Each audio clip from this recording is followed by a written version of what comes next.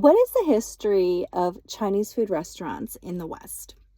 These restaurants is not just an invention of modern fast food. It is one of the most incredible survival stories in North American history, with nearly 2 centuries of innovation.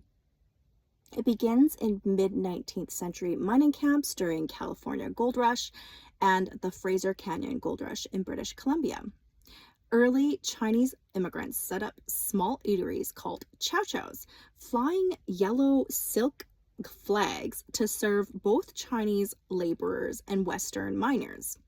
They offered cheap, hearty meals adapted to local ingredients, laying the foundational groundwork for a vast continent-wide network of immigrant-owned businesses. In the 1870s and 1880s, the vast majority of early restaurateurs immigrated from Taishan and Guangdong regions of southern China to build transcontinental railroad in the US and the Canadian Pacific Railway through the Rocky Mountains.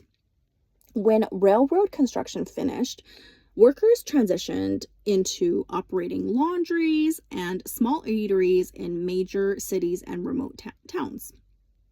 Because these early chefs came from Guangdong, menus were heavily rooted in Cantonese cooking techniques, establishing dishes like egg foo young, wonton soup, chow mein, and sweet and sour pork as the baseline for what Western audiences understood as Chinese food for nearly a century. Food service became one of the few economic avenues open to Chinese workers facing intense systemic discrimination. Barred from many traditional industries, skilled trades, and land ownership, immigrants turned to food as a viable economic strategy. When the U.S. government passed the Chinese Exclusion Act of 1882 and Canada imposed its harsh 1885 head tax, which spiked to $500 by 1903 and cumulated in the 1923 Canadian Exclusion Act, laws aimed to completely halt Chinese immigration and prevent workers from bringing their families. However, clever entrepreneurs realized that owning high-volume restaurant could classify them as merchants under federal immigration law. This legal status granted special merchant visas, allowing owners to sponsor family members, and entry visas legally. Families pooled community capital to open high-volume restaurants, specifically to secure merchant status for relatives, transforming everyday eateries into crucial legal conduits for preserving family lines and community stability. In the late 19th century, a dish called chop suey, stir-fried meats, bean sprouts, and savory gravies swept through Western cities as a massive cultural phenomenon. Bohemian artists, factory workers, and city dwellers flocked to late-night chop suey parlors, marking the first time Chinese cuisine broke into mainstream Western dining habits on a national scale.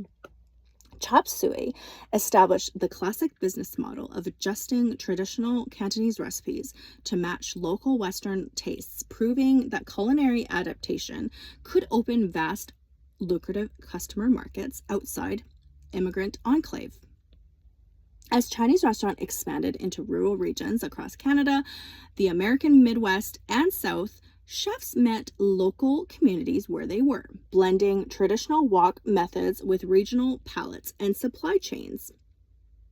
Restaurants called sub-gum style dishes, meaning a colorful mix of diced vegetables to stretch the precious meat supplies during tough economic times. In Canada, a unique local subgenre emerged naturally. In Calgary, Alberta birthed the sweet and spicy ginger beef in the 1970s, and the prairie menus became famous for dry ribs and bonbon ribs. In the American South, chefs incorporated pimentos, peaches, and sweet gravies into their stir fries. Even the packaging was a masterpiece of operational efficiency and resourcefulness. The iconic folded paper container was originally patented in 1894 by Frederick Wilcox as a leak-proof pail for carrying fresh oysters. In the 1970s, manufacturing companies added the famous red pagoda graphic and thank you message to the side, cementing its steam-retaining geometry and wire handle as the universal symbol for Chinese takeout across North America. Iconic dishes followed a similar path of strategic adaptation. General Tso's chicken was created in the 1950s by Chef Peng, a Taiwanese chef trained in Hunanese culinary traditions. Named after the 19th century military leader Guo Zongtang, the original dish was savory and tart. When Chef Peng brought it to New York City in the 1970s, he modified the recipe by deep frying the meat, transforming a savory Hunanese recipe by adding a heavy dose of sugar and thickening sauce into a sweeter, crispy benchmark for Americanized Chinese comfort food. Meanwhile, the fortune cookie originated from Japanese baking traditions in Kyoto. And Chinese restaurant owners stepped in during the World War when Japanese Americans were forcibly interned, taking over manufacturing and serving as a low-cost, high-charm free gift that delighted customers and closed out the meal in a memorable note.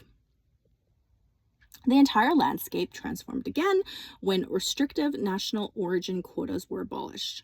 Via the U.S. Immigration and Nationality Act of 1965 and Canada's 1967 points-based system, skilled chefs from Taiwan, Hong Kong, Sichuan, and Hunan arrived in centers like Vancouver, Toronto, San Francisco, and New York. Dishes featuring the fiery Sichuan peppercorn, chili oil, and smoky Hunan stir-fries expanded the Western culinary imagination, elevating Chinese cooking from cheap eats to sophisticated world-class dining. And in 1983, Andrew and Peggy Chang founded the Panda Express, modernizing the independent restaurant model into scalable corporate fast casuals. The standardized kitchen operations, supply chains, and steam table favorites like Beijing beef and orange chicken for shopping mall food courts and drive-thrus, bringing Chinese flavor profiles into suburban areas across the world. From gold rush tents and railway camps to small town Canadian prairies, remote American towns, and modern drive-thrus, Western Chinese food remains one of the greatest examples of immigrant resilience, legal ingenuity, and culinary adaptation in human history. Anywhere you go in Canada or America, no matter how small the city or town is, you are very likely to have access to a Chinese food restaurant.